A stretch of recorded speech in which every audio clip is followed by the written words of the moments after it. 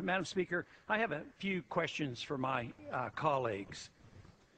What if our foreign policy of the past century is deeply flawed and has not served our national security interests?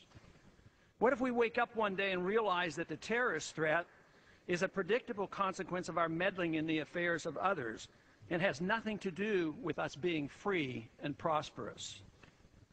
What if propping up repressive regimes in the Middle East endangers both the United States and Israel?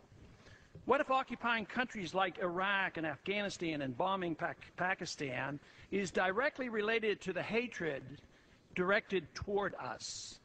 What if someday it dawns on us that losing over 5,000 American military personnel in the Middle East since 9/11 is not a fair trade-off for the loss of nearly 3,000 American citizens, no matter how many Iraqi, Pakistani, and Afghan people are killed or displaced?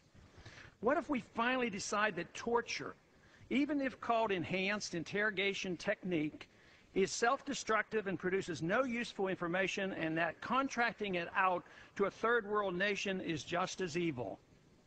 What if it is finally realized that war and military spending is always destructive to the economy? What if all wartime spending is paid for through the deceitful and evil process of inflating and borrowing?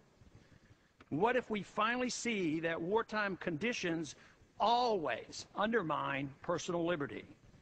What if conservatives who preach small government wake up and realize that our interventionist foreign policy provides the greatest incentive to expand the government?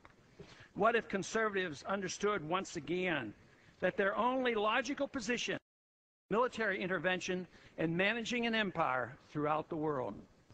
What if the American people woke up and understood that the official reasons for going to war are almost always based on lies and promoted by war propaganda in order to serve special interests?